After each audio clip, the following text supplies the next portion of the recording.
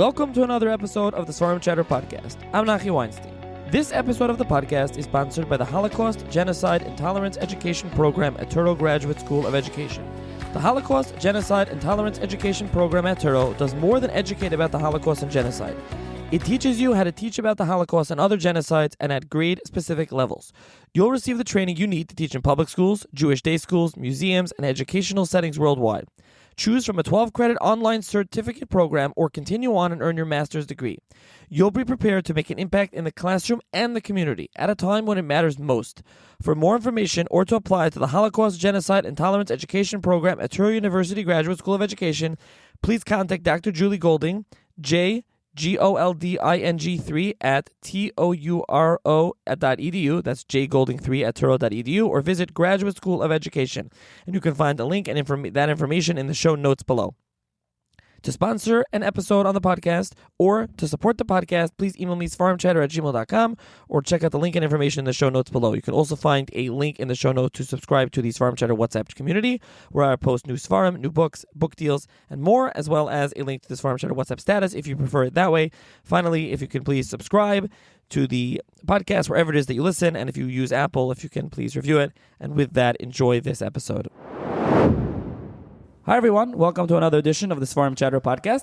On this episode of the podcast, I'm going to be joined by Rabbi Moshe Maimon, who is the frequent contributor here to Svarim Chatter, the mechaber of the editor of the Rav Roman Rambam, Bereishis Szimonowitz, and Maimon Al-Goddess, and a Rav in Jackson, and also going to be joined by Rabbi Shimon Szimonowitz, who's Rosh Machaon Alizayis, and the Rav of Pine River Village, Sfarad in Lakewood, and we'll be discussing the brand new monumental publication published by Machaon Alizayis, which is Pirush HaTorah of Saadiah Gaon on Vayikra, 2 volumes. I think it's around 1,000 pages, maybe more. You both will correct me if I'm wrong, and we'll be discussing this comment of Reb Saadiah Gaon published in its complete form, really at all, for the first time ever, and published from the Gnisa and so on. And we'll get to much of that. So thank you both for joining me.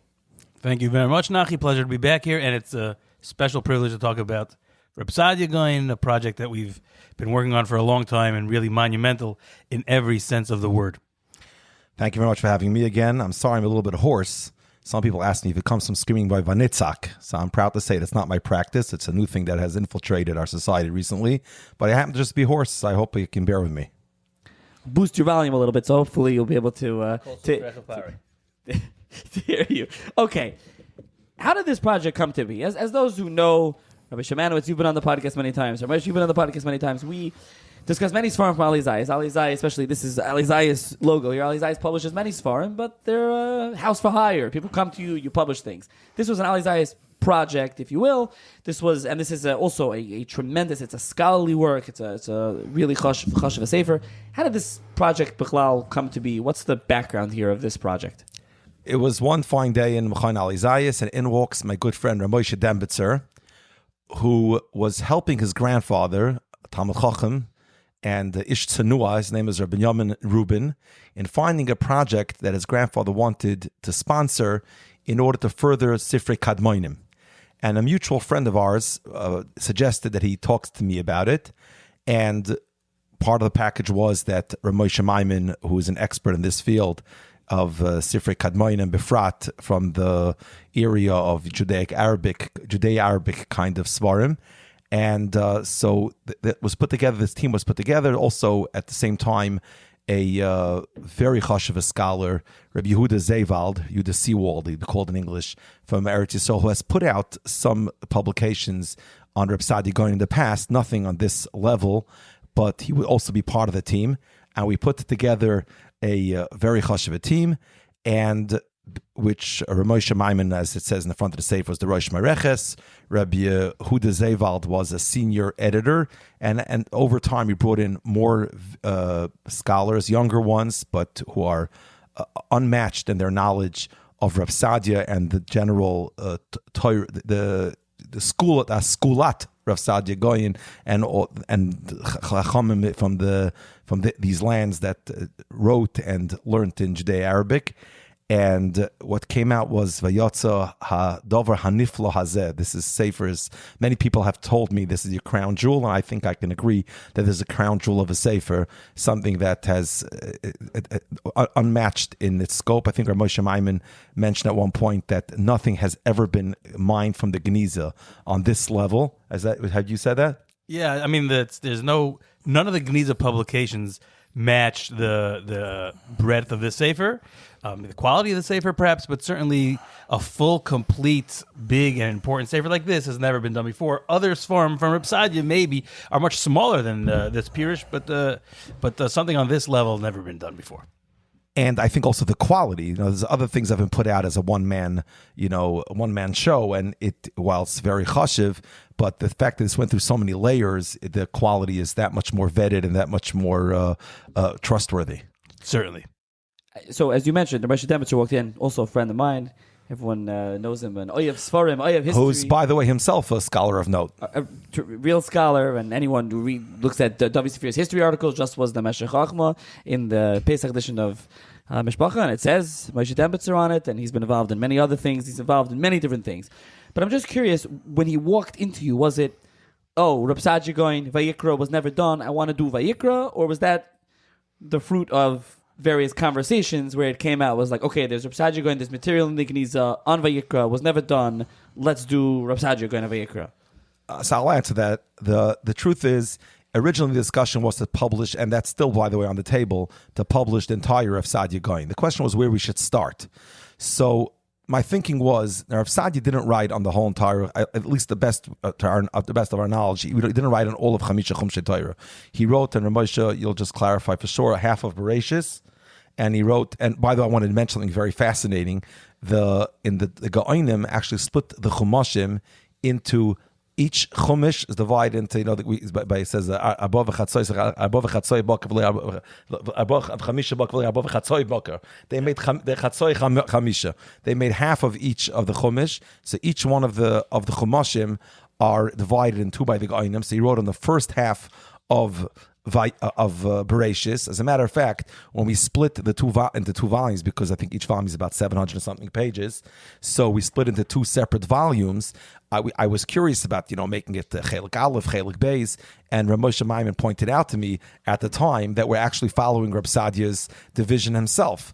Because when he starts the second half of Chelik Beis, and the two volume set that we have, starts with Parshas Achrei Mois, and if you look right in the beginning, the first words, he calls it Pirush Hamachtzis Hashniya Shel Chelik Hashlishi, which is this, he recognizes as a distinct second half of the third Chumash, because in times of the Gaonim, the Chumashim divided in Bereshis till Vayetze, then Vayetze till the end, Shemois till Mishpat, Mishpat till the end, Vayikra till Achrei Mois till the end, by Midbar until Chukas, or maybe perhaps Koirach, and then from there till the end, and then Dvorim until Shoftim, and Shoftim until the end. And that's why there's taka two halves. So Reb Saadiah wrote only the first half of Bereshis. On Shemois, we have already from Mossad Rav Kook put out on Shemois from a fellow Ratzabi. He put it out, but it's disjointed pieces, it's random collected pieces. It's nowhere near the continuous and cohesive pirush that we have come to put out. And the same thing is true for Bereshis, which was put out by a fellow Zucker. There, maybe that reads a little bit better, but there's so much more that has been discovered since then, and there's so much more work that could be done. So there was discussion about reworking the Bereshis, reworking the Shemois, versus starting with Vayikra. And it was my position that since there is something on Bereshis and there's something on Shemois and nothing on Vayikra, I think that it's logical to first do Vayikra, and then we can go back and discuss Bereshis and Shemois. There's also bits of here and there in Dvorim. There's something in Zayis HaBracha, Hazinu. There's something from Reb Saadiah.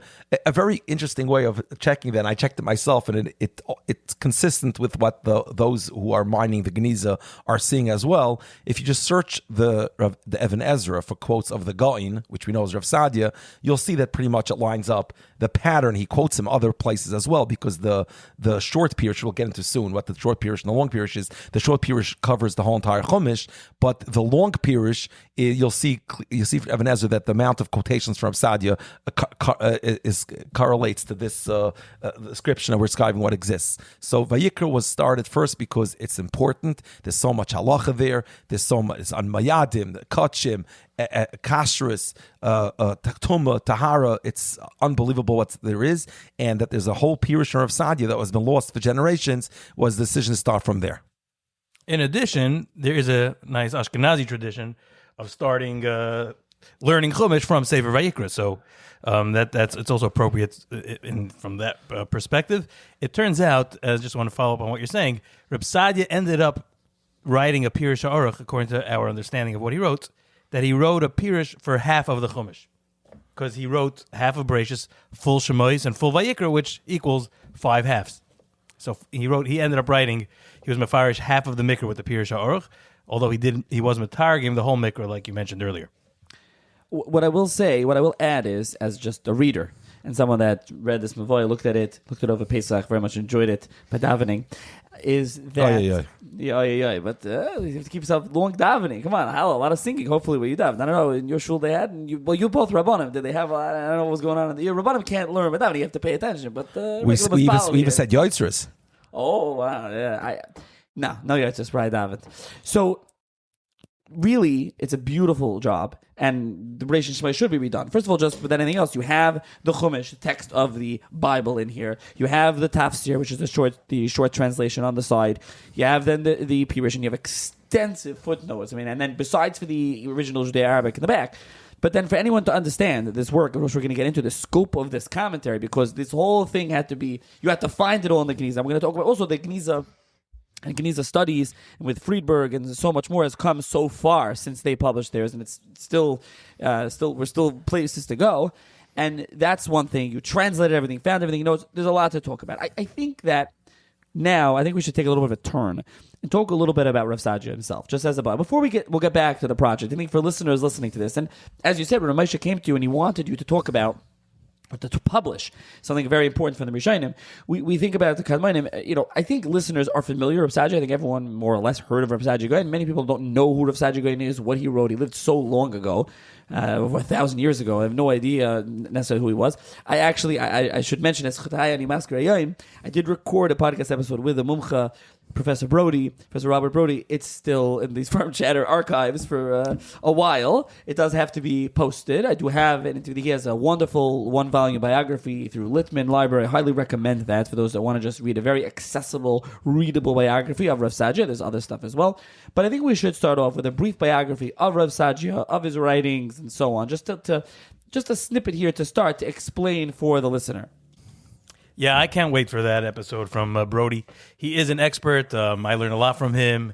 Anything he says is smart and important. So I do hope you post it, and then listeners will get a full bio. But right now, Pater B'loi Klum Yefshir, we have to give at least a thumbnail.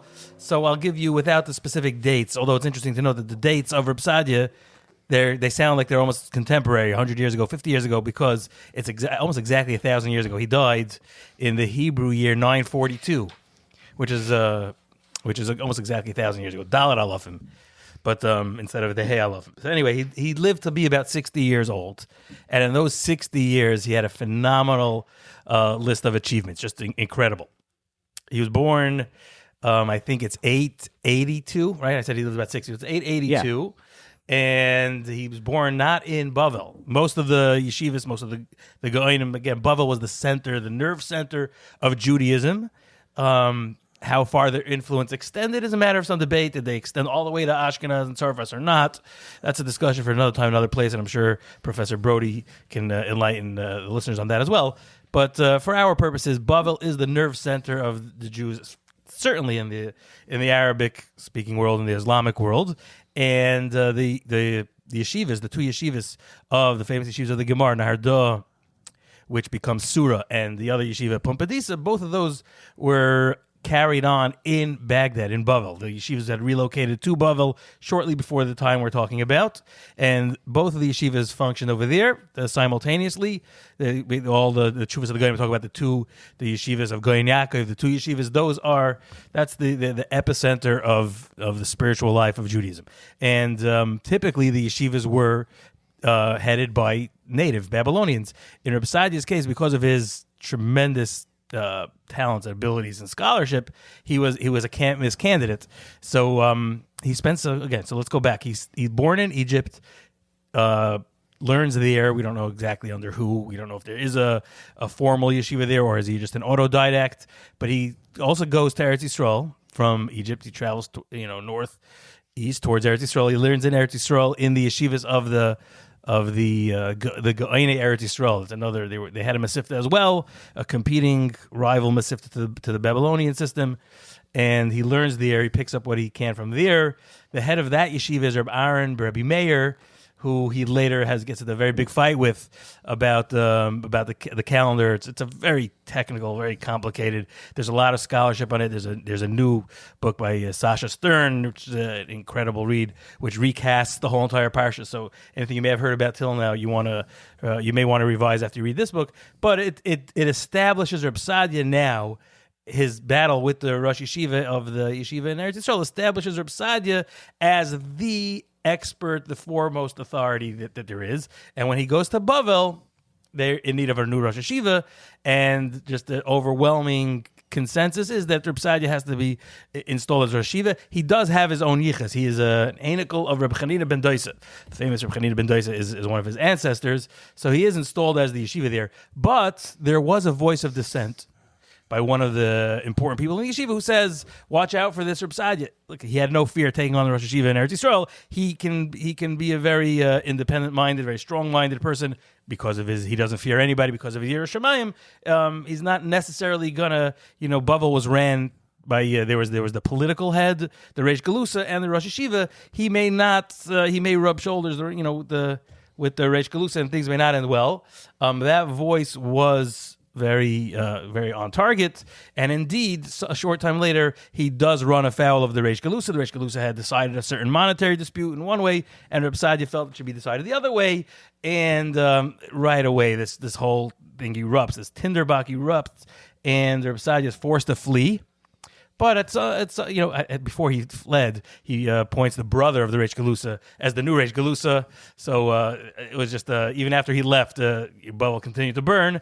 Eventually, they make peace. They say, let's reinstate the old Reish Galusa. Let's bring Reb Saadiah back, and we'll be one big happy family. And he was brought back, and he lived out his career in Bavel. It's often pointed out, and I think it's so important to emphasize this.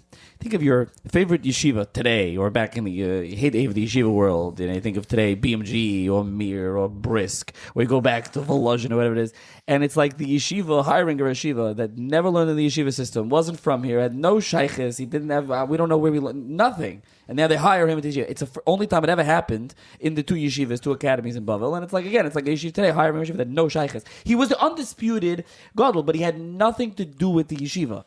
Zero. Conventional wisdom, I believe, is that he was brought in to fight the Karoyim. They were having a very big problem with the Karoyim. At that point, they were almost the majority, if not the majority, of the Yidden that were the way their version of the Torah.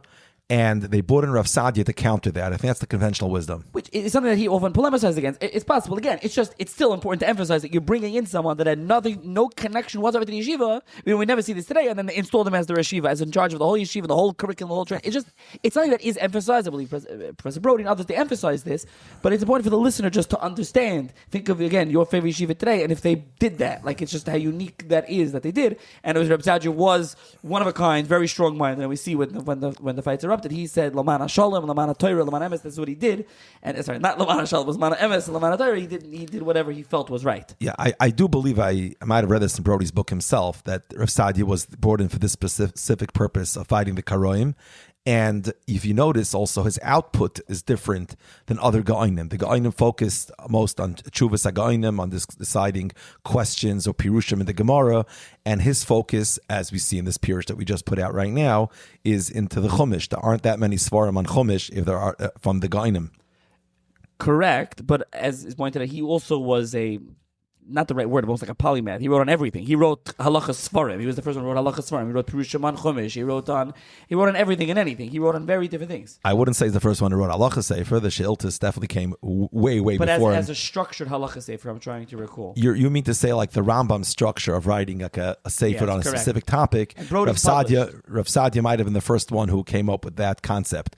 Brody mentioned that in his book as well. Correct. That he took like an order of halachis. We were used to, like, the Rambam came out Sefer Mishpatim, Sefer Shoftim, and Rav Saadiah preceded him on that. In many ways, there are certain ways the Rambam differs from Rav Saadiah, while in many ways he admires him and imitates him in many ways. But Rav Saadiah was very unique in his focus on Chumash as opposed to other Gaonim. Correct. This is something that perhaps, as scholars have mentioned, has to do with his background from Egypt, going to Tveria, to the Masoretic school, being a student in Eretz Yisrael, and then going to Bavel. So his kind of unique background, and then kind of he has an impact, obviously, in Bavel and going forward. So again, we'll leave all that. This kind of an overview.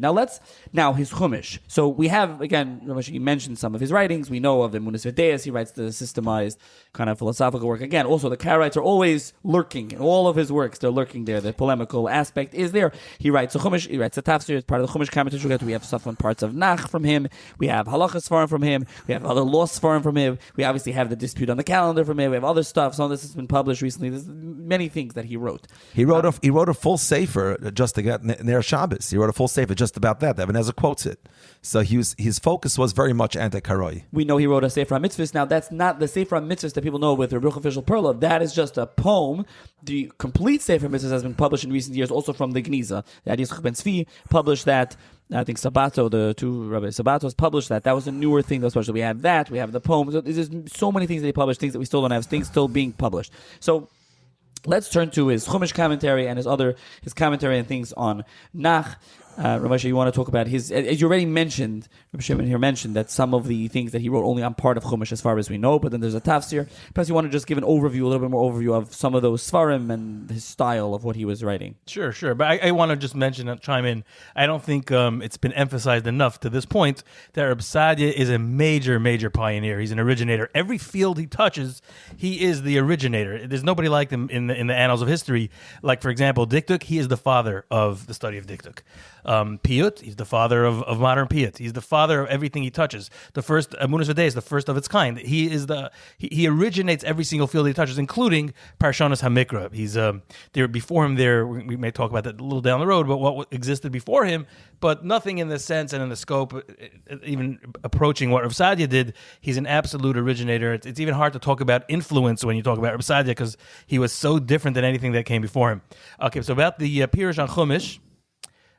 He wrote first a Targum on all of Mikra. Now it's a somewhat complicated question because Reb Saadiah himself talks about having first written the long Pirush, and then because he was asked to extract, people that couldn't learn the whole Sefer, but they wanted the Targum that was in the Sefer, because the Pirush HaAruch, the long Pirush, is comprised of first section by section translation of the Psukim, and then an elaboration on those Psukim.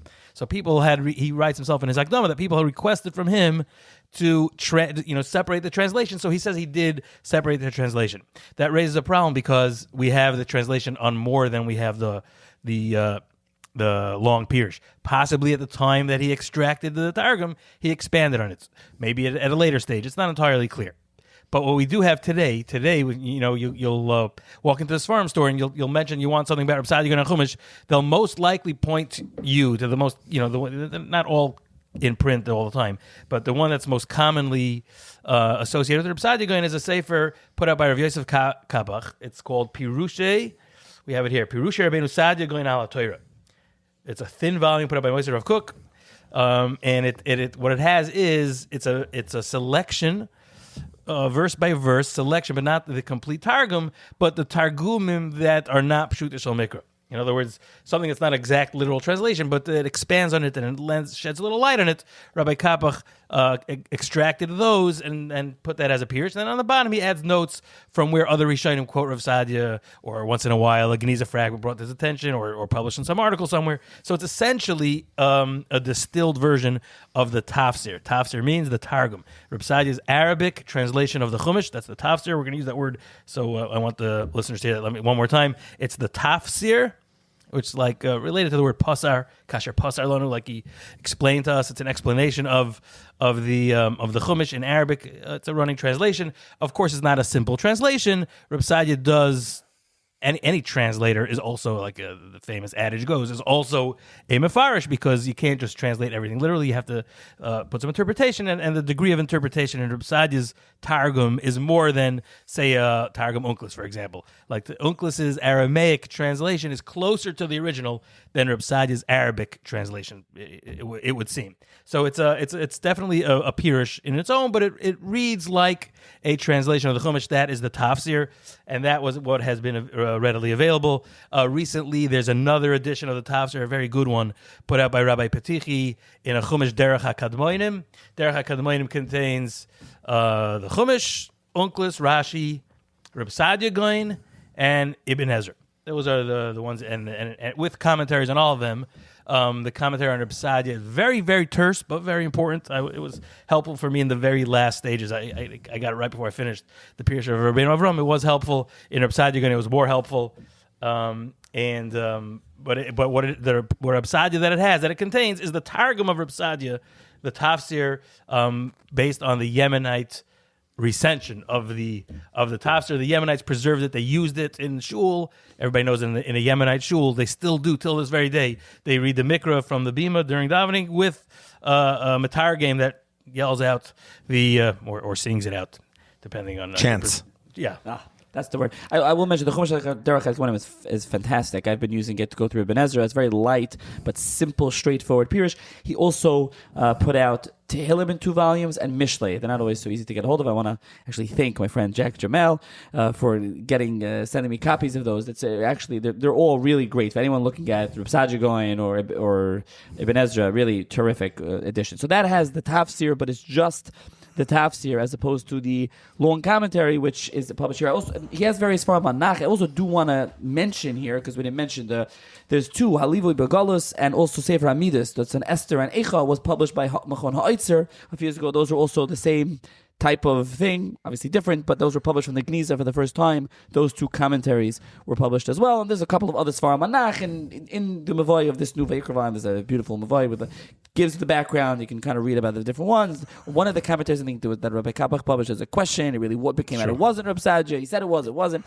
So there's more over there. But that's the basic kind of overview of Reb Saadiah's writings. I just want to say I'm surprised that Moshe said that it's so different than Unkelis. It was on the tip of my tongue to say that it's almost very, very similar to Unkelis in a sense that while he does translate every word, but he'll constantly sprinkle in a chiddush here and there and things that needs clarification. I can't say that I counted which one has more chidushim, less chidushim, but this is obviously very subjective. Moshe sees that it's a big difference. I see it more to be similar. But I thought Unkelis would be a good thing to compare it to, while everyone knows Unkelis is just a translation of the Torah. At the same time, there's so many chidushim that can be mined from the way he says certain things.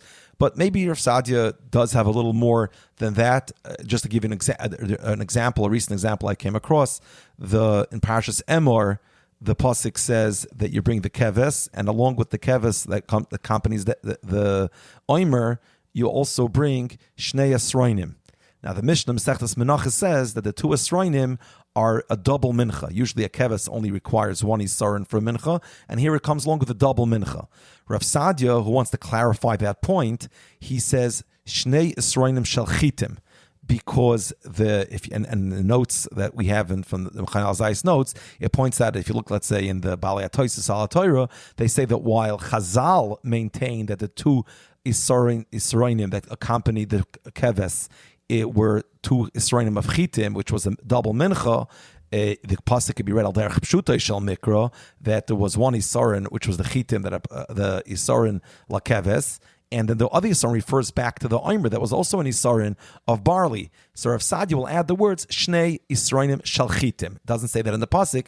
He'll add those words just to clarify that point. And this also, by the way, shows that Rav Saadiah, while he was from the school, he preceded the Even Ezra school, but unlike the Even Ezra, I find, and I would defer to Rabbi Moshe Maimon if he disagrees, I find Reb Saadiah is much closer to always sticking to Chazal's version of the pasuk than going with Pshutei Shel Mikra. And he'll always try to prove how Chazal's pshat in the pasuk is correct. And he doesn't say, oh, this is Chazal's drasha, and I'll tell you what Pshutei Shel Mikra is. Even Rashi will do that perhaps more often than Rav Saadiah, but certainly the Even Ezer, the Rashbam, and the Balei HaTosfos will do that way more than Rav Saadiah, in my experience. I would tend to agree with that. I don't mean there's a qualitative difference between Reb Saadiah and Uncles. It's more of a quantitative difference. So you're right, and you probably will find more of like the ayin tachas ayin kind of Pshuta Shel Mikra in Targum Uncles, which is itself a subject of debate why Uncles did that. But yeah, you may find less of that in Reb Saadiah going. But on the other hand, a lot more nuance, again, quantitatively, more nuance, more additions, more explications of the psukim, and a good way to see that is in this Petichi Chumash, where he works on Uncles and he works on Reb Saadiah simultaneously, and Reb Saadiah's tafsir, and you can compare it side by side, as I have meticulously for specifically for Sefer Vayikra, and that's the way I see it, and readers can draw their own conclusions. I do think we have to emphasize this more because a lot of confusion that I've experienced. People ask me, well, don't we already have Rav Saadiah on Vayikra? And people don't realize that what exists until today is what we've been talking about till now, the tafsir, which is the equivalent of Onkelos. And by the way, to just bring out that point, this was Rav Moshe Dembitzer's idea. What we did in our Chumash was we put the Chumash inside the actual Sefer, and alongside the Chumash, exactly the way Onkelos would appear in a regular Chumash, we replaced it with the Judeo-Arabic of Rav Saadiah's tafsir to emphasize that is the Onkelos. That's, so to say, the Targum, the Arabic Targum of the Torah. And then we have the translation of the Arabic, which is what we're marking off on the bottom of this Chumash. And then followed by the long Pirush, which we still don't know if it's a Sarach or Sharach, right? But it means it's a long pirush. That was the big chiddush over here. Even though there's chidushim in the tafsir as well. First of all, it's very heavily annotated, as you mentioned, and also it's been improved upon, and also checked against the Geniza, which hasn't been done before by others. So while we did recommend people should go out and get Patichi because it has all Chamisha Chumshei Torah and it also has the Even Ezer, like you mentioned, but our tafsir is something also unique, Panu Chadash's Bolakan, and there's a lot to learn from it. I also want to mention another interesting discovery that I came by, that when I was in Eretz Yisrael, someone told me, oh, you're working with Rav Saadiah Gaon. There's a fellow in Kfar Chabad who has worked on Rav Saadiah Gaon. So I said, I have to meet this fellow. His name is Rabbi Gindi. He is legally blind. I think he's more than legally blind. He's fully blind. He can't see. And he came down. I met me in an apartment in Yerushalayim. He traveled himself, happens to be in Eretz Yisrael. The Memshala has a very good help for people to be able to travel. They'll have a attendant take you all the way through if you're handicapped. And he was able to travel by train all the way to Yerushalayim, and he came to my apartment, and we met, and he works on his computer without being able to see anything, just by typing, and it talks back to him.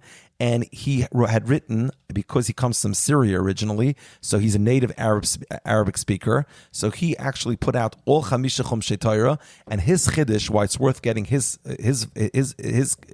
edition, is because he actually has it in Arabic characters. That's something you won't find anywhere else, in Arabic characters. At one point, it was on the alatorah.org and it was taken down or put back up. I know we're in discussion about that, but Rabbi Gindi's version is very interesting. While it might not meet the academic standards that other versions have, but because he has in the original Arabic, so today with all kinds of ability of being able to just take a picture of something and asking AI or anything to translate it for you, so anyone can access it now. You know, it's very hard for AI to translate the Judaic, Arabic, and Hebrew characters, which is the way Rav Saadiah wrote it, just like we write Yiddish in Hebrew characters, even though the language is German. The Rambam and Rav Saadiah wrote Judaic, Arabic in the Hebrew characters and the Aleph Beis, but the Rabbi Gindi's version also, in addition to and he also has Nekudas, by the way, which helps you pronounce the words in original Arabic. In addition to having Nekudas on the Arabic, he also has the Arabic characters, so you can just easily translate it. As a matter of fact, I was once, I had the opportunity to spend some time with an Arab who speaks Arabic, and he was able to read the whole entire thing perfectly and translate it for me. So that gives a person first-hand access. There are differences between his version and our version, and you could really start comparing, but that gives you certain access to the text of the tafsir. But again, this is only limited to the tafsir. This has nothing to do with the long pirush, which we even haven't begun speaking about. I want to add one more item, which will help give us some understanding of the different nuschois. Like I mentioned, Rabbi Saadiah himself extracted the tafsir from his long pirush, and then maybe supplemented the rest of the tafsir. But you would expect that the version of the tafsir, the standalone tafsir, should mirror what we have in the Pirush HaAruch, in say Sefer Vayikra, which we extracted from the Geniza. However, the Yemenite version contains many differences, some very significant, and I'm not sure where Rabbi Gindi got his version from, but there's differences there as well. And there's a couple different reasons why that may be. It's possible that when Rabbi Saadiah was taking out the Targum from the Pirush HaAruch, he had to change it a little bit because the reader wouldn't have the benefit of the long pirush explaining why he made certain changes. So that might account for it. But it's also possible and more likely that over the generations, Soifrim, Matikim would change it and tweak it to make it conform to something that what they were more used to instead of hewing to the original. And that is borne out by early Geniza versions of the Tafsir, of the standalone Tafsir. Geniza versions of standalone Tafsir do much closer resemble the tafsir we have in the Pirush HaAruch. So that does indicate that the most likely reason for the changes are later Soifrim, later Matikim. Rabbi Avram ben Aram himself first clued me into this because he compares himself, the Pirush HaAruch to the Pirush HaKotzer, and he wonders himself, did Rabbi Saadiah change his mind or did maybe Soifrim change it? So it wasn't even in the Geniza period. Rabbi Avram is talking in the Geniza period. He recognized differences and wasn't quite sure of them. So that answer we may never know fully until Rabbi Saadiah tells us himself. But that's for the tafsir. Our sefer here, on Vayikra, the few places where we did not have the Pirush HaAruch and the Geniza, we were still able to supplement the tafsir from the Geniza tafsir, standalone tafsirs. So our sefer has the most original, in all likelihood, but at least a unique recension of the Geniza tafsir. Reb Nachi, you're familiar with your listeners. Is it fair to us to assume that they're all familiar with the Cairo Geniza? There have been episodes here on the podcast. This is a good point. We should at least mention the Cairo Geniza, what the Geniza is. And I think also in general, I mentioned Friedberg before and the Friedberg Geniza project. I think this is important just to mention, again, a very brief sketch just to say what the Geniza is. This was in the old synagogue in Fustat in Cairo. They found the attic in the Ben Ezra synagogue. Geniza was basically, the Geniza, you bury things, you put it in the garbage, so to speak, put it in Sheamus. And two sisters, or all different people. There's all different, you can go and read. I did a terrific episode with Rebecca Jefferson, her book, which is a wonderful book about the Geniza. And the bottom line is Solomon Schechter ended up bringing most of it back to Cambridge. A lot of it's in Oxford, it's in JTS, it's here and there, it's all over the place. And one of the things, there's documents in there, as you know, here, Torah, there's records, documents, there's ksubis, marriage contracts, so on. So it's just everything and anything in there.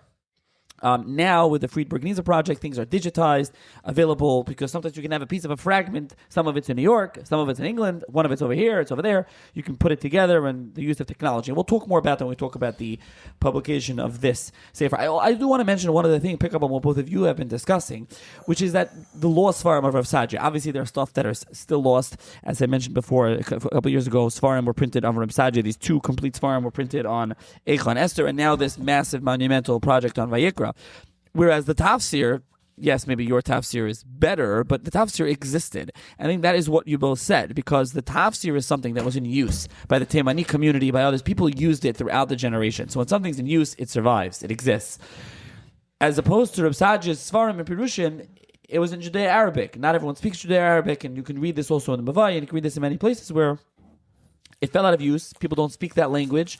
And eventually it just collects dust and it ends up in a Geniza because that's not the language anymore. And this happened to various Svarim. I mean, obviously we know the Svarim of the Rambam and the Chavos those were translated, but it used to be, they wrote in Arabic. And so is there a reason, though, picking up on that, why all the Svarim of the Rambam, I mean, all that we know of, but the Svarim, many Svarim of the Rambam and the Chavos and the Kuzari and others, those survived, were translated into Arabic, but Rav Saadiah kind of fell off?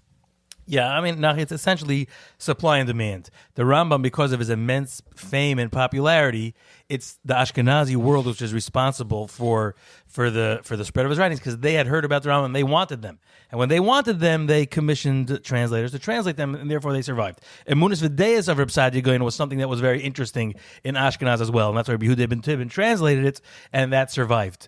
There's the Chovos Halevavos, of course, is very popular. Certain Sifrei Diktuk were very popular, but it's the Ashkenazi world, so to speak, the Ashkenazi France province world, the demand there, which drives the market, and that preserved these farm. About the Pirush HaAruch, which we're about to get into, the reason the Pirush HaAruch has not survived in translation, first of all, it's Aruch, it's long. It's much harder to translate a long sefer than to translate a running Targum on the Chumash.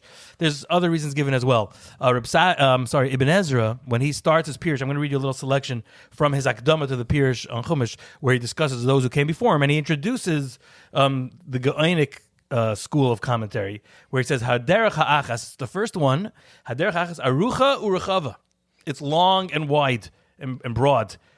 Uminafshois Anshe Dereinu Nizgava. And it's just above the readership. Today's contemporary readership, it's not for them. And that bespeaks volumes about why the Pirush disappeared, because the next generation, Ibn Ezra's generation, which is within the next 100 years, already there's not enough interest in it. It's this gava from Anshe Dereinu, and that's why it's not around. Why is it? And Ibn Ezra has some criticisms of this mahalach as well. He says, Im ha'emes kinekuda b'toicha agula.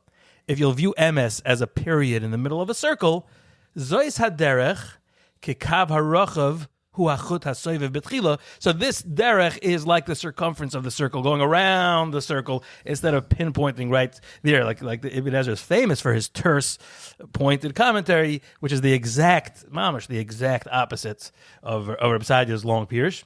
So he says, don't mind the pun, a diametric opposite. Yeah, good. But this derech taken by the Goyim, they are gedolim. Behema chachmei hayeshivas b'malchei yishmaelim. They are the heads of the yeshivas and chachmei. And he mentions Reb Shmuel ben Chafri by name. He mentions Reb Saadiah by name, and then he levels another criticism against them for. You wouldn't expect this from Ibn Ezra, but he criticized them for quoting too many secular sources. He says, we're not interested in that. If we want secular knowledge, we'll go to the source itself. That's not what we came here for. That's Ibn Ezra's criticism. It's something that Ibn Ezra does, and he quotes lots of Karaites, probably even more than secular sources. Right.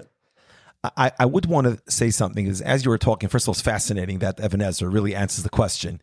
But I was thinking myself, as you asked the question, I didn't have any prepared answer, but perhaps there's another reason why the Rambam and the Chovos Halevavos survived better than Reb Saadiah. When Rav Saadiah wrote his Pirush in Judeo-Arabic, almost, let's just say, the Olam HaTorah of his times all understood that language. So there was no need to preserve it by translating it. Whereas the Rambam, there's already a flourishing community in Ashkenaz, and in province, as you mentioned, which would be interested, and they were very interested in the Rambam's works, and therefore there was a need and there was a demand to translate it while he was popular and while he was flourishing. Whereas the Gaonim, at the time when they were writing it, there was no need for translation, and perhaps by the time there was a need for it, it already went into oblivion and it went out of style. That's maybe part of the equation that could be thought about. In addition, I'll add the spread. There was no publishing house. There was no Alizayas back then. The spread, people hear about it because the more abundant the copies of the original are, more people hear about it, and then they'll ask for a translation. In the case of Reb Saadiah, like they've been saying, it just didn't spread. It wasn't a popular sefer, so Chachmei Ashkenaz are much less likely to hear about it. Very interesting. I also want to go back to what we mentioned before about the Geniza. We mentioned right away the two sisters with those photographers, and we mentioned Solomon Schechter, Zechusa Yagain Vanocha. But there is another person who is people are not aware, Harav Shlomo Aaron Wertheimer, who was a Chashav Rav in Yerushalayim, and he was one of the first people who actually mined the Geniza. He was a big Talmud Chacham, and he was and we happen to mention him on the Mavoy here as well. He was one of the first people that took Svarim out of the Geniza. So while Schechter made the big deal of bringing it to Cambridge, it actually is Wertheimer was the first one to publish Svarim from the Geniza. There is one other factor, and we wrote about this in the introduction. There's an interesting excerpt from Rabbi Sachar Ibn Susan. I know he was discussed here on the podcast in the past. He is a contemporary of the Beis Yosef. in Solomon Sassoon's library, there was at least the Oihel David, which is a catalog of his library, includes an excerpt from his Akdama where he specifically points out that Reb Saadiah's Arabic is highfalutin. And in his mind, that contributes also to the lack of popularity. Again, he's writing much, much later than Reb Saadiah, but the difference in the Arabic is something that anyone can notice. I came to Reb Saadiah after going through Rambam's writings. Rambam's Arabic is we have much better command of it. The language is familiar from other Geniza sources. Reb Saadiah, which is earlier, is harder. It's different, and so there is something that, I can't judge the difference between regular Judeo-Arabic, regular ancient Judeo-Arabic, and highfalutin ancient Judeo-Arabic. But I do see a difference. And Rabbi Yisachar ben Susan, he elaborates on this point, and we brought the Lashon in our introduction. He maintains that the language also made it unpopular. I have a hard time with it, as I mentioned to you in the past, because, like I told you, I met a simple Arab who has maybe a college degree and was able to, without a problem, read the tafsir. Maybe the long pirush is different, but the tafsir was very accessible. Also, the mere fact that they read it out in shul by the teimanim, which means they probably all understand it. It sounds like it's very understandable. And my pidgin Arabic, it's not so hard to pick up what he's saying. That's an interesting point, and maybe it's worth exploring if the version, perhaps that accounts for the changes that were introduced later and in the Teimani version, perhaps also the Gindi version. So it might account for that, but certainly the Pirush HaAruch. There's we can talk about this later. We can elaborate on this, but there are certainly instances in the Pirush HaAruch, and I've come across a lot of these, and we wrote about them in the notes, where almost the word, there's like a one word there where it just stands out. It doesn't make any sense. We you look in the dictionary and we translate a certain way, but you expect him to be saying something else. The whole flow of it seems to be saying something else. Paragraph earlier he said something else, and in my mind is telling me, no, this has to be just another way of, it's just he's just varying the language and he means something else. It could be that it could be a mistake. It could be that it's in his usage there are other ways of saying this. So we highlighted these in the notes wherever we could, but there is somewhat of a language barrier, and that lends credibility to this contention of Rabbi Yisachar ben Susan. I think at this point we should move on and we should discuss the Pirush and the new Alizayis edition of Vayikra. And at this point, we've talked about how this Pirush is quite long. You have the tafsir. Let's talk about Rav Saadiah's style on his commentary, because there's so much and you dedicate a lot of time. We'll talk about the sources that Rav Saadiah used, the impact of Rav Saadiah's had, and those that have used this Pirush, even though it's lost. We know that those that use it, we'll get to that a little later. But the style, we mentioned Ibn Ezra. What Ibn Ezra does in his commentary is funny. He says, Rav Saadiah quotes secular sources. So we know what's Rav Saadiah's style. Obviously, as we mentioned earlier, Rav Saadiah is always polemicizing against Karaites. This is like a hallmark of Rav Saadiah, but he does a lot more than that. So the structure of this commentary on Vayikra and the style of Reb Saadiah in his long commentary on Chumash. If I may, I would start with something that the listeners are probably familiar with. Anyone who has any sophisticated machzer knows that before Tkiyas Shofar, there's 10 reasons Reb Saadiah gave why we blow Shofar. It's published in Mol Machzerim. That's because these 10 reasons were preserved by the Vudraham and other Rishonim. They quote Reb Saadiah on it. If you open the Pirush, you'll see Rav Saadiah gave 10 reasons to many, many things. And that's one of as we mentioned before, the Pirush is multifaceted. It goes into meaning of words. It shows how Chazal's interpretation fits with the Pasuk. That's a big part of the Pirush. But then he can go and say 10 reasons for Tkiyas Shofar. He'll give 4 reasons why it's not good to drink wine and paskin afterwards. And he'll also say 10 reasons why it's good to have mayadim. So what we're familiar with, the 10 reasons for Tkiyas Shofar, imagine that in every topic. And Rav Saadiah loved numbers, as did a lot of the Rishonim and Gaonim from those lands. Anyone who's familiar with the Chayvus Alvavis, there's 10 reasons for this and 14 reasons for that, and divides into 4 parts. And they also, the way they layer their Svarim, the second part of the 3rd edition of the thing, it's very hard to follow. So that's a big element of the Sefer, the fact that it'll say 10 reasons for this, 4 reasons for this, 14 reasons for that, 5 reasons for this, and that will take up a lot of space. But it's something that every Talmud Chacham can love. You want to give a drasha, and you find a new reason what the Inyan Yom Tov is. You won't find it anywhere else. Only here of Saadiah's Pirush. In fact, the numbers is an Arabic thing. The numbers we use, numbers were invented by the Arabs. So Arabs love numbers. There's no question about it. But there's a lot going on in the Pirush. But partially, like this really leads right into what you were saying. Reb Saadiah takes every single off ramp, every single tangent possible.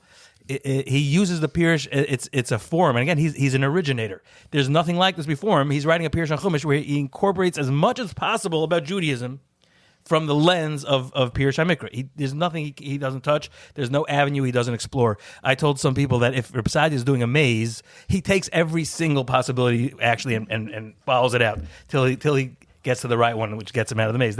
And he does it lechatchila. That's his mahalach.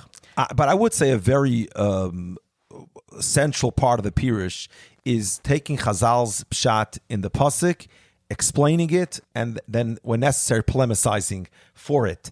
Like, for example, if the Torah says a halacha, it's like I mentioned before. A good example would have been the case of the Shnei Esroinim I mentioned earlier. But any din in the Torah, he'll go and he'll explain the how Chazal understood it. Like Simoni Oifis, he'll go through Simoni Oifis based on Chazal and proof based on the way the psukim are structured and based on what the psukim do say and what they don't say, why it has to be that the Simoni Oifis are correct. And again, like in many of these instances, it's afterwards he'll polemicize with the Karoyim, who had a different way of approaching the Oifis. They held that the default is that it's Aser, and only the ones mentioned for Karbonis in the Torah Mutter, whereas Chazal's Mahalach was that the Torah mentions the Oifis Asurim, and everything else is automatically mutter with 4 different simonim, and then I'll explain the value of Chazal simonim. And in the course of this, so many interesting things emerge. I'll just give one example. It's just the Parashas Shmini. I recently just went through it again. It's very fascinating. So the Karoyim will say that it has to be similar to a Torah b'nei Yoina in order to be kosher, and Rabbi Saadiah will say no.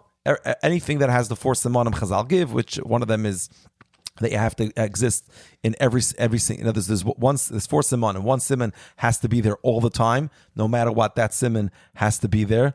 Which one is that? So, for example, it enriches you just by when he goes through that sugya. So he'll say something so fascinating that if you notice, all Chazal simonim are something which you could just see by observing the animal. You don't have to wait to a certain situation like the karoyim. You have to wait and see the mother, how it feeds its young, to see if it's similar to a Torah b'nei Yoina. But Chazal simonim, you just look at it right then and there. And he asks rhetorically on himself if that's the case. So what about the malageir? You have to wait till the animal eats. He says, no, you just look at its teeth. If it doesn't have the kind of teeth that it's able to chew meat, then you know that it's going to be malageira. And then he'll also explain the reason for it. And here you have another example why it's similar to the Ramban and similar to what we have from Rishayim today. He'll say something a little different, and that gets anyone who's interested in learning more and seeing another sheet in Rishayim, another sheet in Gaonim. It's very exciting. The Ramban says, why did the Torah aser those animals that are darsim, those animals that are predatory animals? The reason is because by eating them, it's moiled bad midas. Rabbi Saadiah says, no, that's not the reason. It's not because eating them gives you bad midas.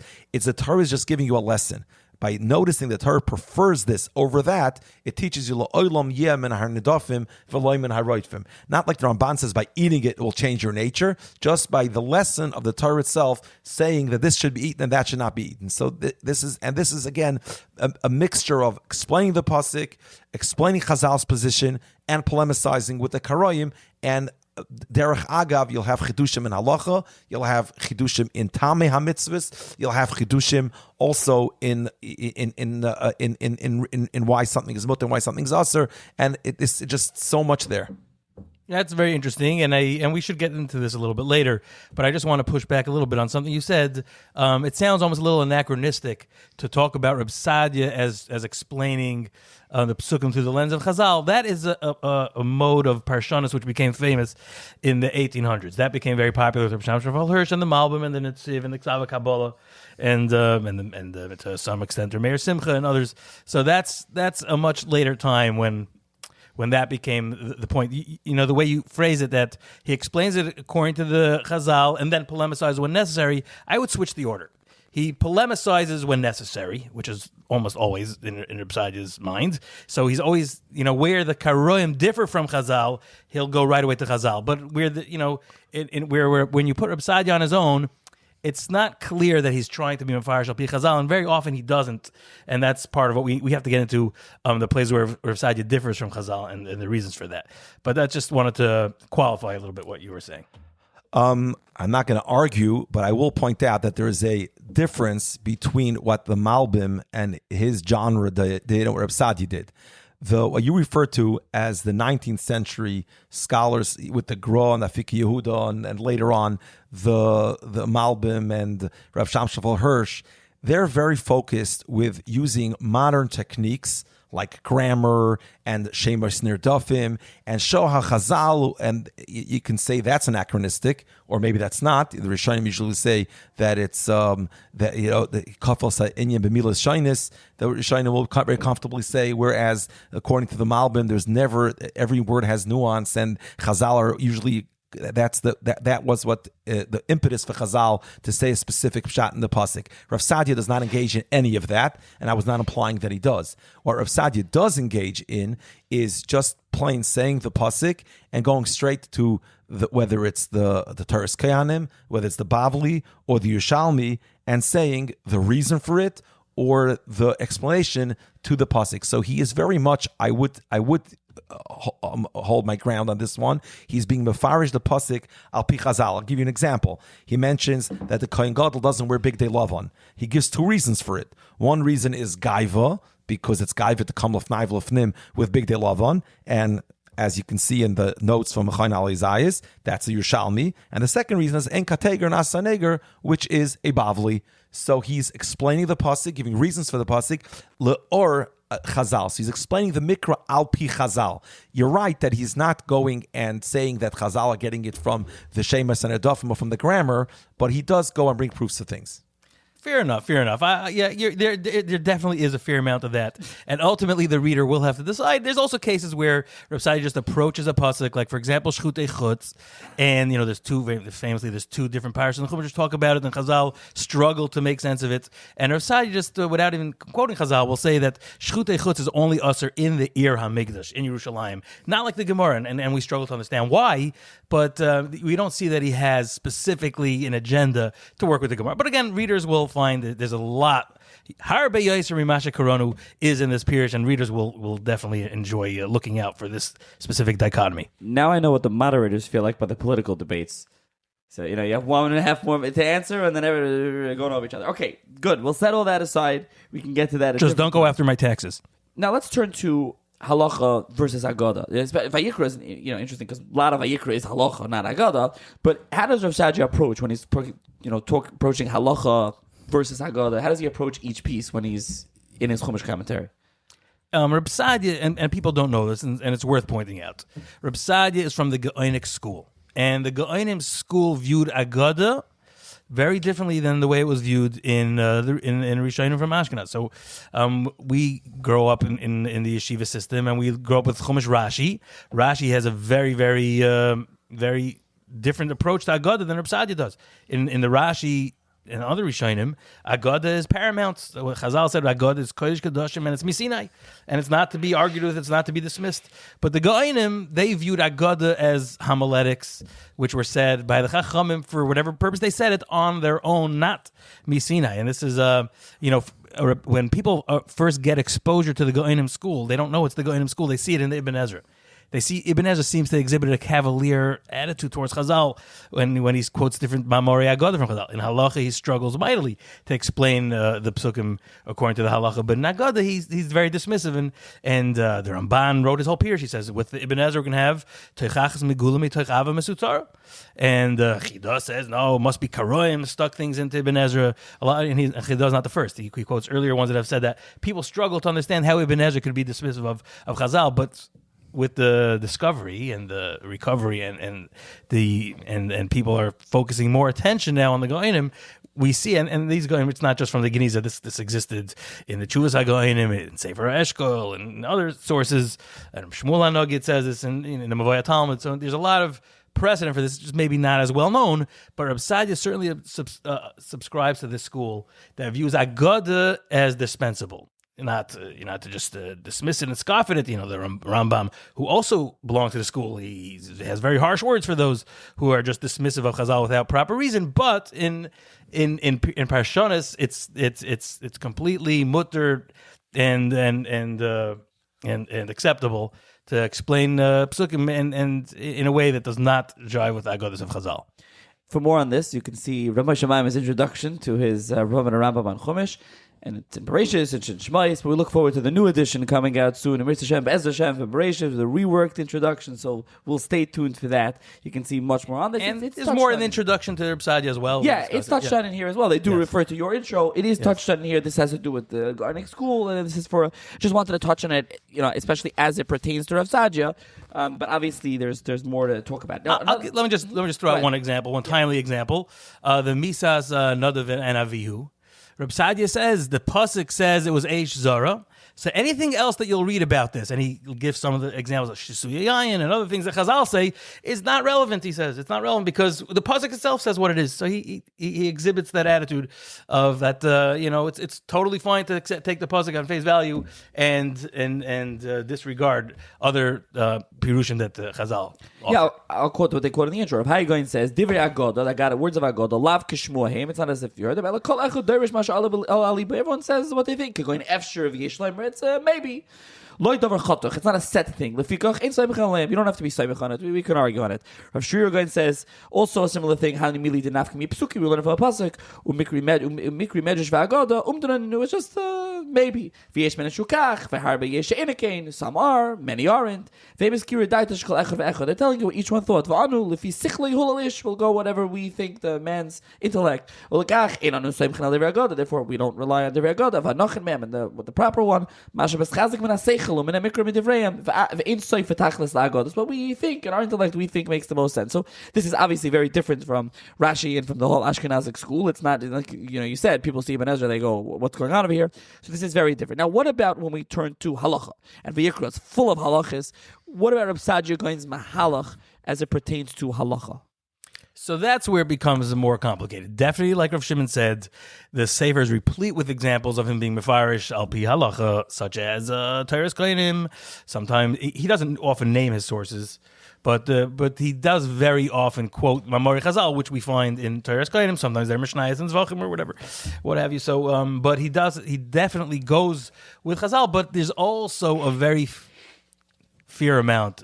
A not insignificant amount of cases where Reb Saadiah, like I mentioned, with Shchutei Chutz, there's a lot of others. I know one favorite example, which is a favorite of Reb Shimon's here with the Malika. You want to tell us that example, Reb Shimon? I found this shocking. Anyone who ever learned Tzvachim and Achis knows that there's no that Oif is b'Malika and there's no Shchit in Oif. Reb Saadiah, I was shocked. I was almost sure that was written by Karoim and by mistake included in our edition. Reb Saadiah says that in addition to the act of Malika, there's also an act of Zvicha with a sakin that's done to an oif. Now, this is not a mistake because we have Baruch Shemasa Olam B'Lishoimrim that we have from a Mavaser that he actually, Mavaser Habavli that he actually wrote Hasagis in Rav Saadiah, and one of his Hasagis is on this topic. So we know that this is actually Rav Saadiah speaking.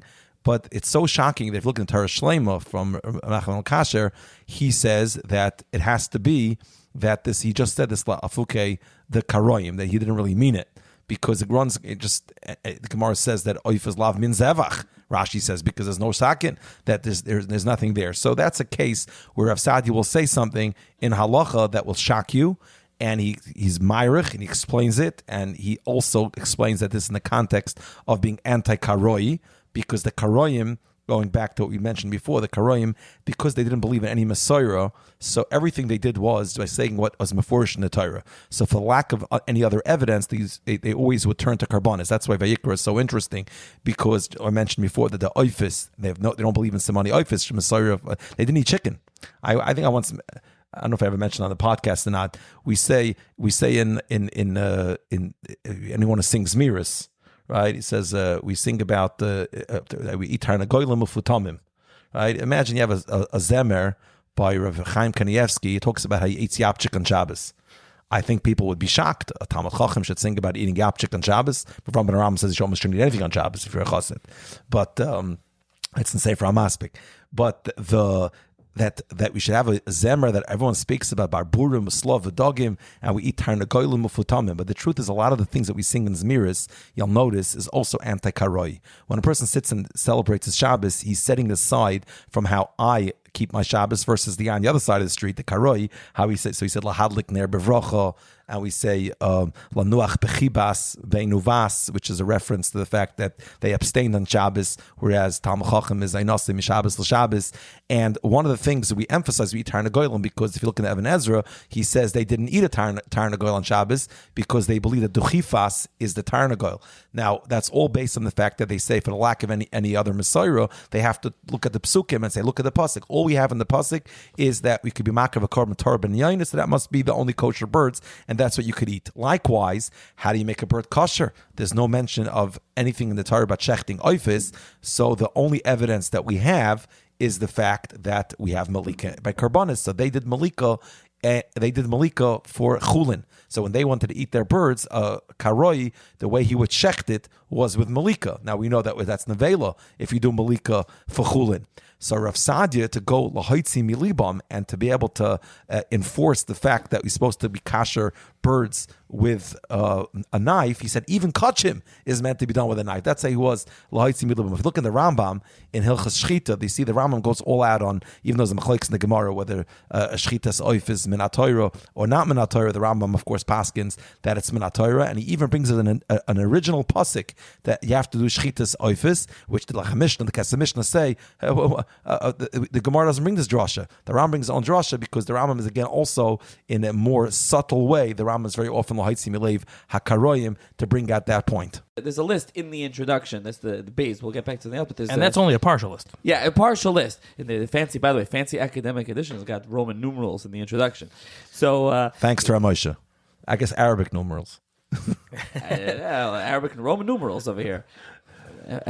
So on page 17, but it's just going to say XVII for those that aren't familiar. So he brings, one thing is that the Rasag says, the Meshaleach, that the one who brings him a Seir of Lazazil, he carries it. Al-Kseifa, he carries it on shoulders, but we know, the Gemara says, you bring it, he walks it, he doesn't carry it.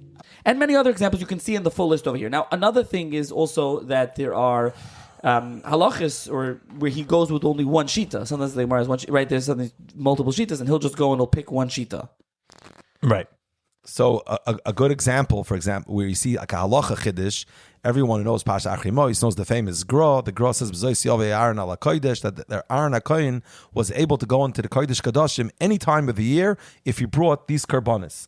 Rav Saadiah is clearly not like that. So here's another case where Rav Saadiah anticipates this idea, and he says clearly not like that. So it's not going with one shita, but you have over here something which the Gro never could have seen, where the Rav Saadiah Gaon, the first guy, not the Gaon of Vilna, says that not like the Gro.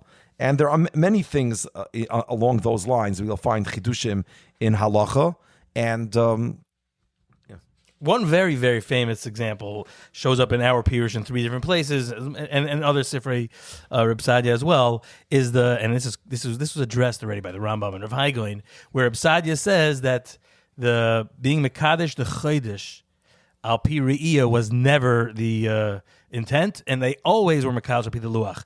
Traditional understanding, you read Maseches Rosh Hashanah, is that they were Mekadesh al pi Re'iyah, and it's only later when the Sanhedrin ceased to function and they can no longer be Mekadesh the Chodesh, then we relied on the Luach. Reb Saadiah takes the position, no, that Luach was original, it was always supposed to be the Luach. It's a very hard sheet to shtim with the halacha. And Rav Haigoin and the Rambam both throw up their hands and say, it must be that Reb Saadiah was, like you mentioned from Rav Kasher in the Malika issue, they say it must be that Rav Saadiah needed to take this position just because of the fights that he was engaged with the Karoim. None of these understandings, though, jive with the preponderance of evidence.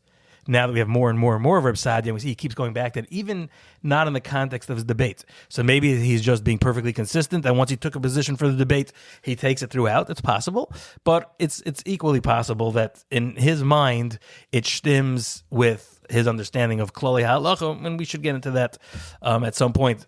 How do we attempt in our notes to work with these instances of divergence from the halacha?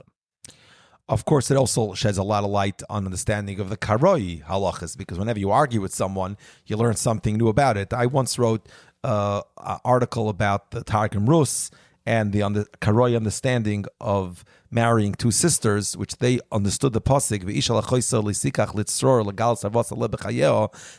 lachoisa doesn't mean a woman and her literal sister, her biological sister. It's like you say, ish v'achiv, a man and his brethren, and somebody, his counterpart or his colleague. So isha lachoisa, the way they understood the pasuk, the Karoyim, and perhaps the Christians too, was v'isha lachoisa l'sikach, and there's evidence in Dead Sea Scrolls for that as well. V'isha lachoisa l'sikach litzror means don't take a woman and another woman. Don't marry two women, b'chayeha, as long as one's alive. You can't marry another wife.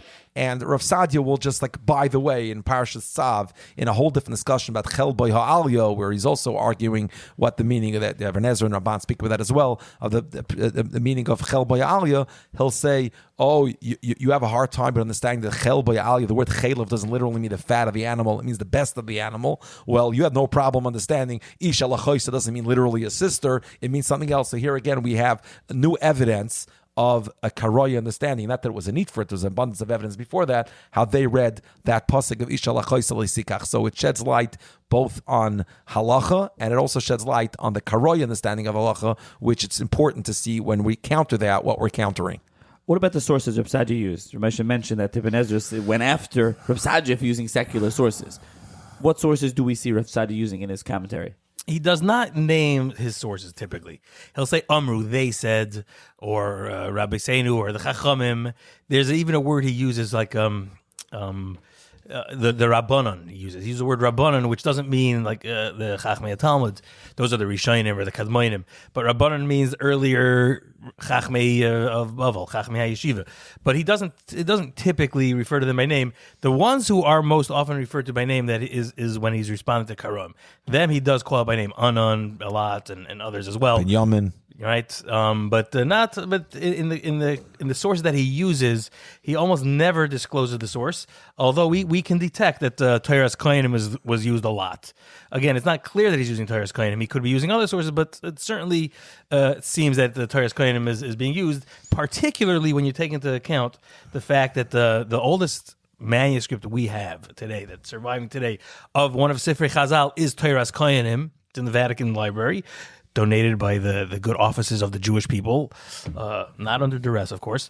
The oldest one is a Teiras Kohanim written in Bavel around the time of Reb Saadiah Gaon, and of course, as you would expect, the nuschos of that Teiras Kohanim do very much jive with the nuschos that we find in Reb Saadiah Gaon. So it's very, very likely that Teiras Kohanim is a primary source for Reb Saadiah Gaon. Midrashim, when he refers to Midrashim, those are found in Medrash Vayikra Rabbi, which is also one of the older rabbis. So he uses these sources. Sometimes we can't find the source except in an Aramaic Targum that we didn't even know that Reb Saadiah had them. But we all kinds of interesting things are found in Safra Chazal, including some which we don't have the source for, which don't currently exist. So he draws very heavily on Safra Chazal without specifying the source. He draws heavily on Karoi works in order to dispute them. But other than that, there's not a lot of names mentioned in Reb Saadiah Gaon. But doesn't he also talk about some scientific matters? He does, and that's probably where the Ibn Ezra found place to criticize him. But even when he talks scientific matters, he doesn't name the specific Arabic philosophy work that he's talking about. Now, when someone opens this pirush, they open this commentary, now published by Mechon Alizayas. What can they, any parsha, any passage, what can they expect? Starting off, it's the tafsir in Hebrew, it's the translation, then it goes with the commentary. Like, what's Reb Saadiah's general style is it pasuk by pasuk? Is it topic by topic? Every Chumash commentators go different ways. What can they expect opening this pirush? Right. So when you open this pirush, like Shimon said earlier, you open the pirush, you're going to see the Chumash. You're going to see on the side of the Chumash the Judeo-Arabic tafsir, the original Judeo-Arabic, followed by Reb Saadiah, the Chumash runs consecutively, but Reb Saadiah himself divided it into section by section. Chumashim, you have to remember, at that time, way before the Christians divided the Bible and numbered the prakim and psukim, it was just they were unnumbered. So Reb Saadiah says, he goes piece by piece. It's not even with the psuchas and the stumas. It's just topical. Reb Saadiah will take 8 psukim or 10 psukim, be it as it may, that pertain to one topic. He'll translate them. And this you won't see in the top. In the top section with the Chumash and the Tafsir, you won't see it. But beneath that section is the Tafsir in translated, which is in bold block letters in one column, followed by the explanation, what we were calling the long Pirush, the Pirush Aruch, the Srach, Sirach, Sarach, whatever the proper pronunciation of the Arabic name is, Al Sarach, but it's followed by that in 2 columns, not in bold letters, save for quotes from Sukkim, which we did bold, but and that's the Pirush Aruch. We should say what the stated goal. We've been elaborating on how Reb Saadiah, and we've been kind of our discussions kind of mirrored what Reb Saadiah himself does with all the tangents and avenues that he explores. But the stated goals of the Pirush HaAruch are number one goal is to explain why he explains the way he does in the Tafsir, why he translates the way he does in the Tafsir. So that's the number one stated goal, and he'll say it. And by the way, each section it's supposed to be read consecutively. Reb Saadiah is the Pirush reads conversational. He's addressing you, the reader. So before the group of psukim, he says, Achar kach Omar. After all that I told you, Moshe Rabbeinu said, Omar, Moshe Rabbeinu, or Hashem said, and then comes the next psukim. So there's a lot of those little introductory phrases that Reb Saadiah uses to help the Pirush along. And then he'll say, I was matargim this way, for this reason, and this is another advantage of having the Tafsir, the Judeo-Arabic Tafsir in front of you, because when often there's a little nuance there which you'll get best. The educated loymid will benefit from having the Judeo-Arabic. He can look back and see what Reb Saadiah exactly means. He says, I was matargim this way for this reason, and he gives the reason. So that's the number one goal of this Pirush HaAruch, is to explain the Targum. That's why it comes together, the Targum with the Pirush HaAruch. The Pirush then delves into being mivar the inyan, explaining the inyan, explaining when it's a mitzvah, explaining the different dinim. It's also halachic work because he goes through all the dinim, and then he'll be marchiv and he'll argue on the karam and all that. And when there's Musar, Reb Saadiah, and others have noticed, the Chovos HaLevavos says, learn Reb Saadiah going to Pirushim for Yiras Shamayim, because Reb Saadiah always is makdim in Yonah Yiras Shamayim wherever possible. Now, what about the extensive footnotes in the Al Isaiah's edition? What was the stated goal of the teams when they went about creating these footnotes?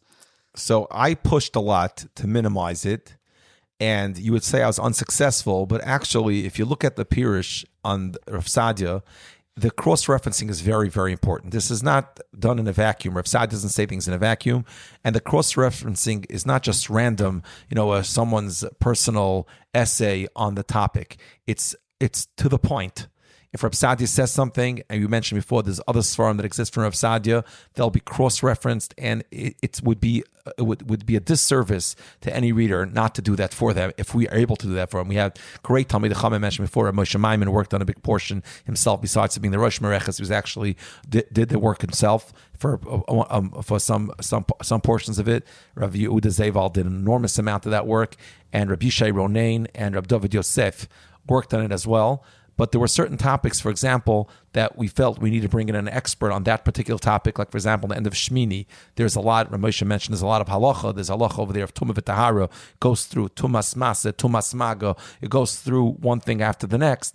And we brought in someone who's an expert in Taharis, and he joined the team and went through that for halachic content and to be able to tease out better what Rav Saadiah is saying. So I don't think you'll find tangents, even though we've been talking so much about going on tangents. I think these footnotes are very to the point and very necessary to both see what Rav Saadiah said elsewhere, to shed light what it says over here, and also explain what he's saying. Rarely, occasionally, I think Rabbi Yehuda Zeval gets the biggest, he'll bring in a tshuva sefer, or more like an achron, who, it's a raya to that, or not a raya to that. But that's not the majority. The majority is within the school of Rav Saadiah, understanding Rav Saadiah based on Rav Saadiah, understanding Rav Saadiah based on those who learned Rav Saadiah, understanding Rav Saadiah based on those who argued on Rav Saadiah, or those that he's arguing on.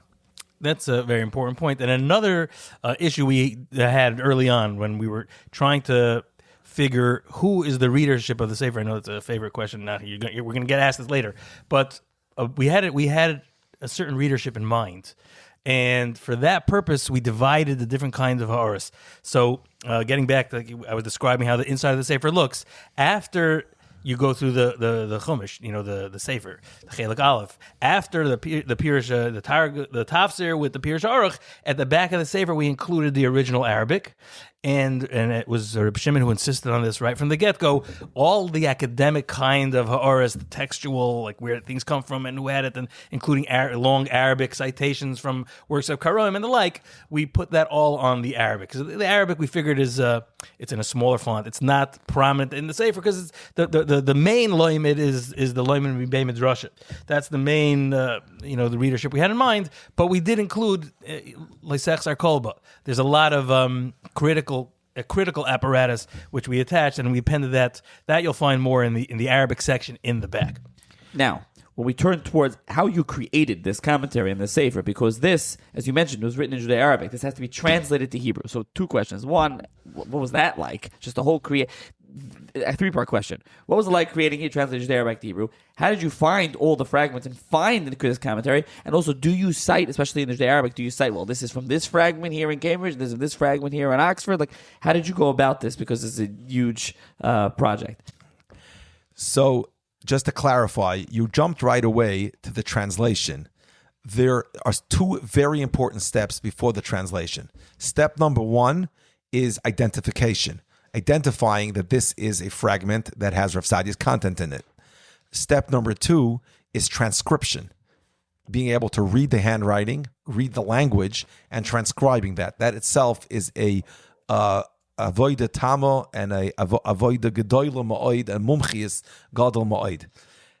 After that, once we know this is identified, and we transcribed. Obviously, one feeds off the other.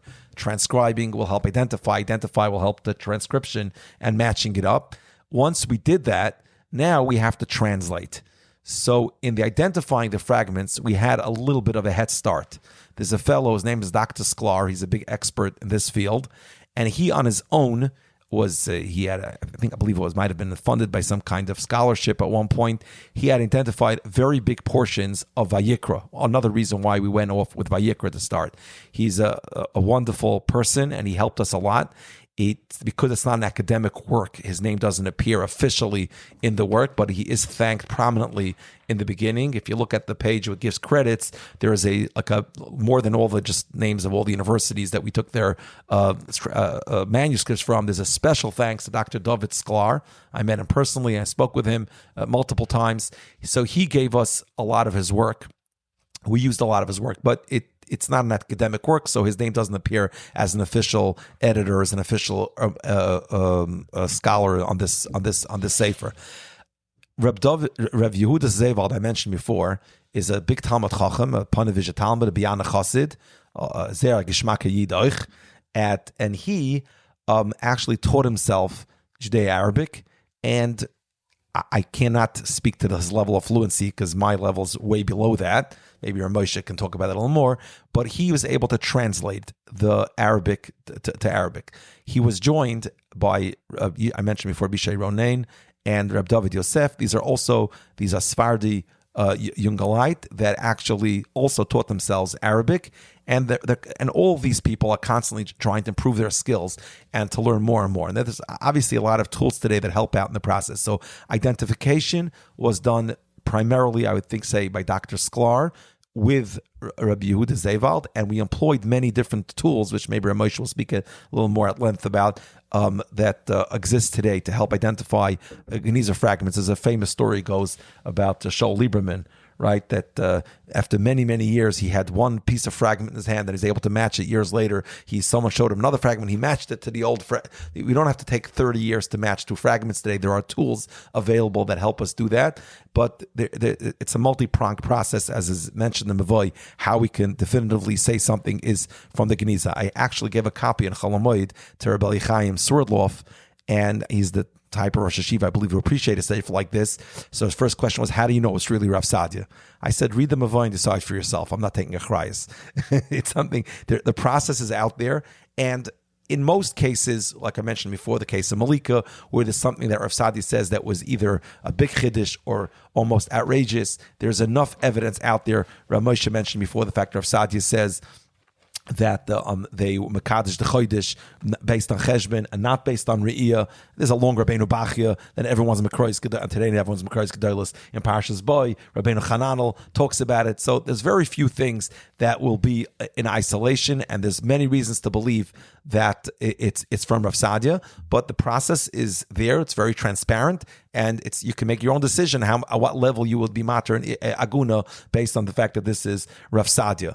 The translation was done by these Talmidei Chachamim, and then the annotation was also done by the same group with a little broader group of Talmidei Chachamim, and it was vetted went through the editorial process and v'chulei.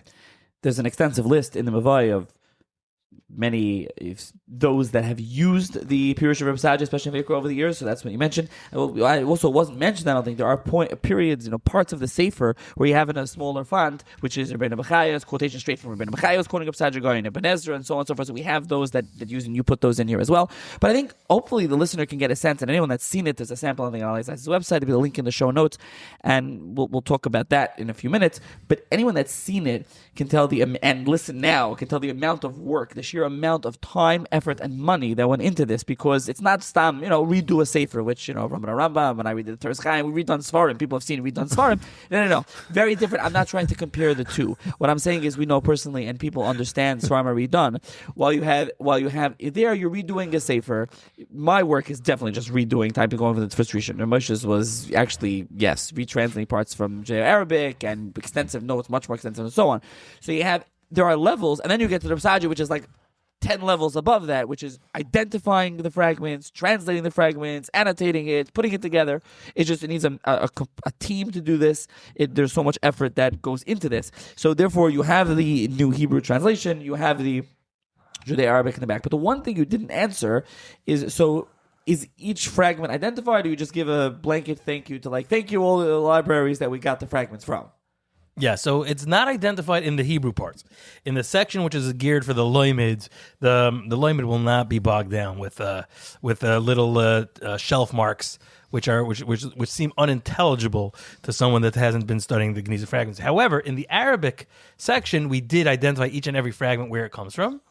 And in the back of the Sefer, there's a good 30 pages of bibliography, which refer the reader to any citation. There's a very vast amount of literature which the Loiman is not aware of, because the Loiman is not learning Geniza studies and Reb Saadiah studies and Gaonim, doesn't know all the, and there's a lot of academic literature and whatever, what have you, things which are not the Motzei Biyad HaLoimed. So the bibliography lists all of those.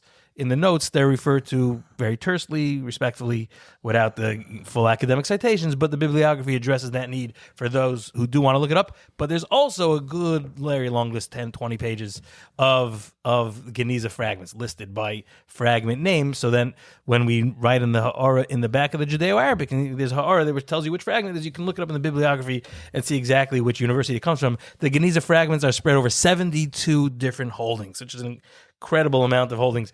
It was unthinkable. And in the Lieberman days, you're holding one in your hand, the other in your hand. It would be unthinkable to put out a sefer of this scope and magnitude. Absolutely impossible. Touching on what the Shimon alluded to, it's only because we have newer, modern techniques. Besides, like you said, we had the head start from Dr. Sklar, which he amassed a lot. That was probably his very extensive list, which was way beyond anybody that came before him. Probably only 60% of the final product.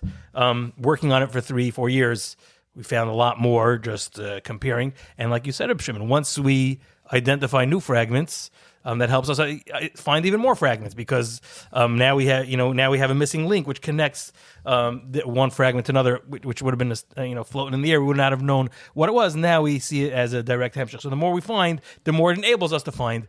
I have to mention, it's an absolute, this sefer, which is on Vayikra, it came out, we got it out by the skin of our teeth in time for Vayikra.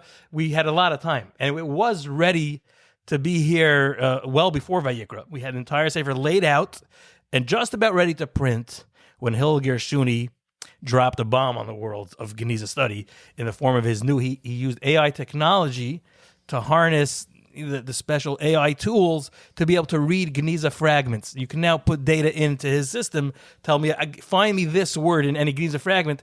Geniza fragments is like 200,000 little pieces of paper. Some of them the size of your palm, or even smaller. They're crumpled, they're faded, there's Jagged holes in them. edges. Jagged, right. But this now, instead of us, going through 200,000 pieces yourself, AI can do it instantly. So if we're looking for a certain word, AI can find it.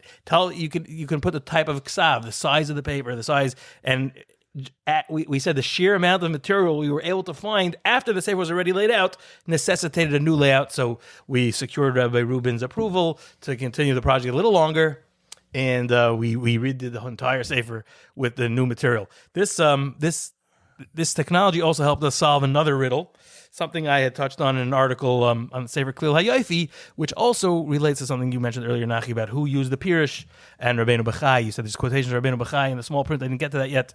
But where does that come from? Where did Rabbeinu Bachai in Christian Spain, didn't speak Arabic, where does he get Reb Saadiah going when nobody else has Reb Saadiah going? Where does he get it from? He used AI?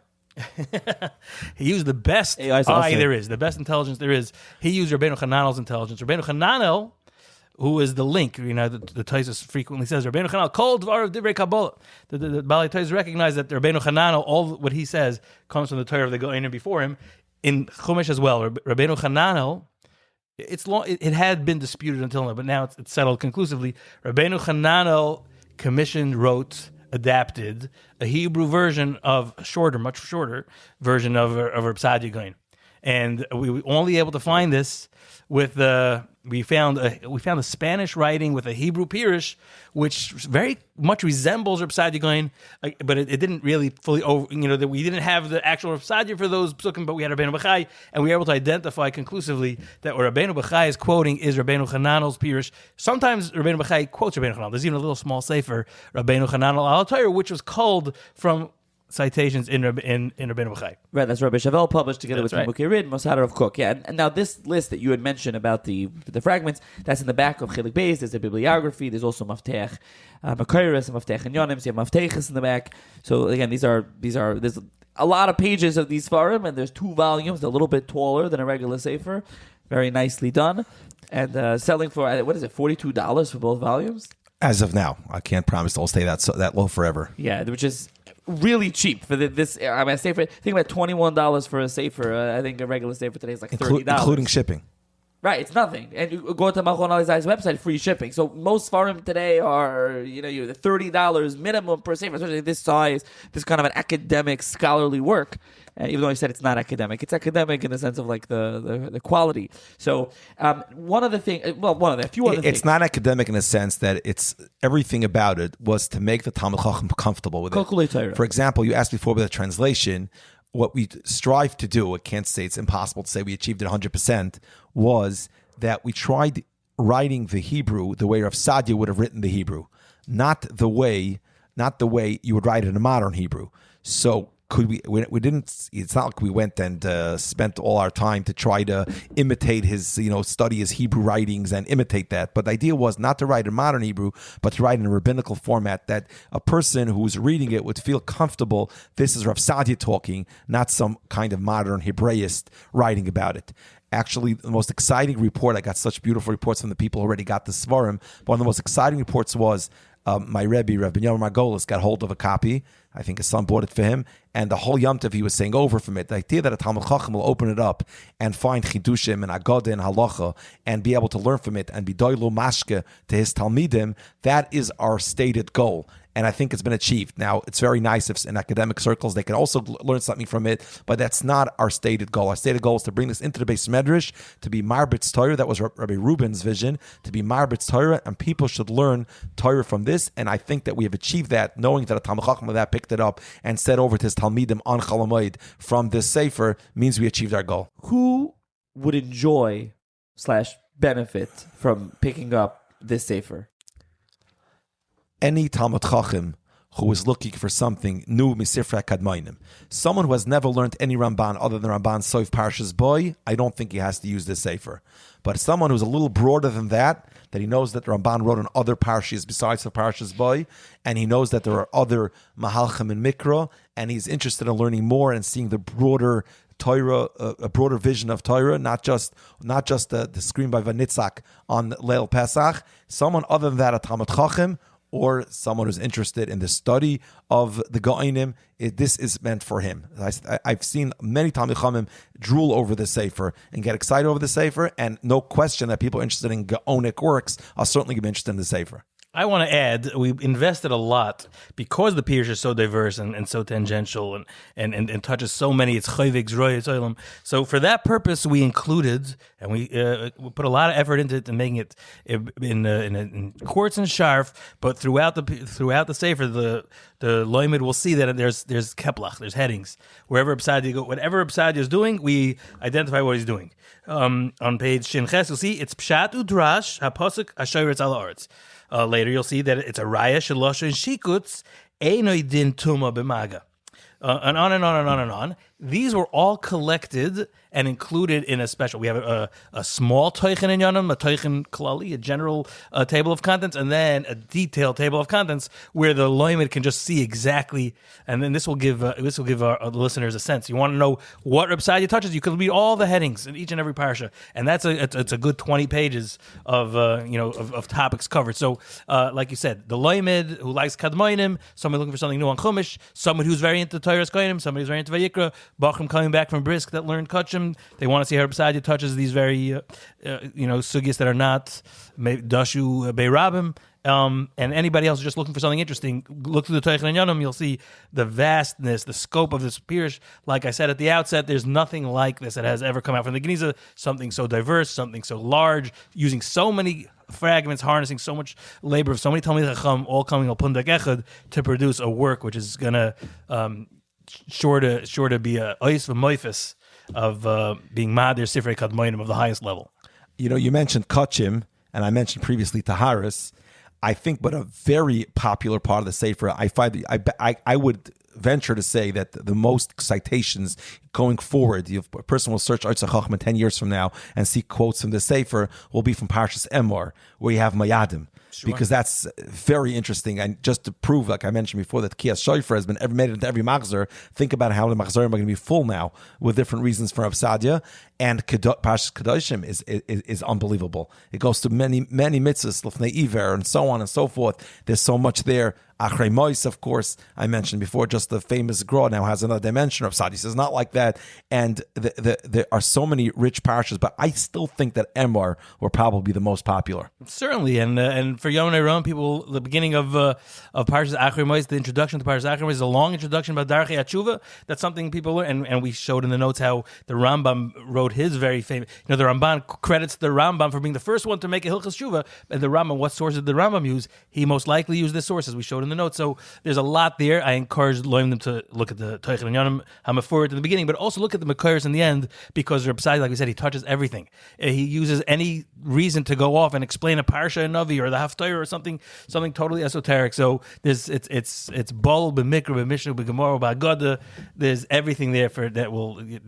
So anyone can find something in there, and we hope they do. And there's a maftech in the back. Absolutely. Which I mentioned. It's really a schos for Rabbi Reuben, it's a schos for Isaiah, for both of you ever involved with this, because it's really a tremendous project, and that we're zeicha to have the Torah Reb Saadiah printed for the first time.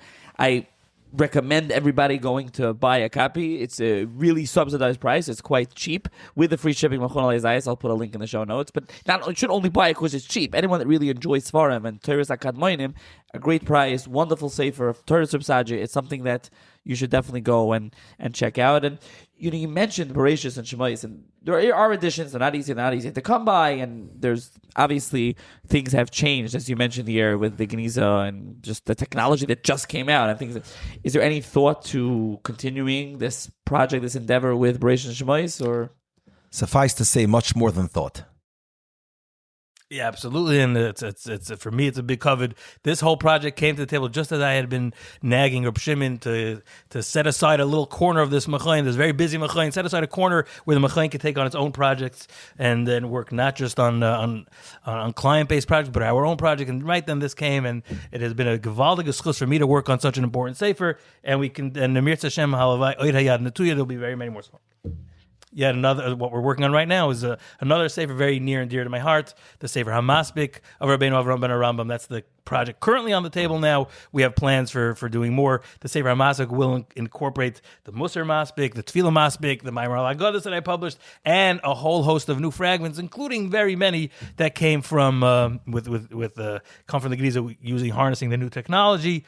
From Sifrei Karoim and on and on and on. So there's a lot going on, and an Oid Hayad Natuya Mirz Hashem. I should always have the schus to be in the Beis Medrash working on such chashuv Torah with such august company. I want to go on the record, something that I brought up to both of you years ago, and I'm going to keep pushing on it, but now we'll put it on the record that you need to start a private label. You look at brands, you look at many car brands, right? You have Toyota, you have Lexus, Hyundai, split off at Genesis.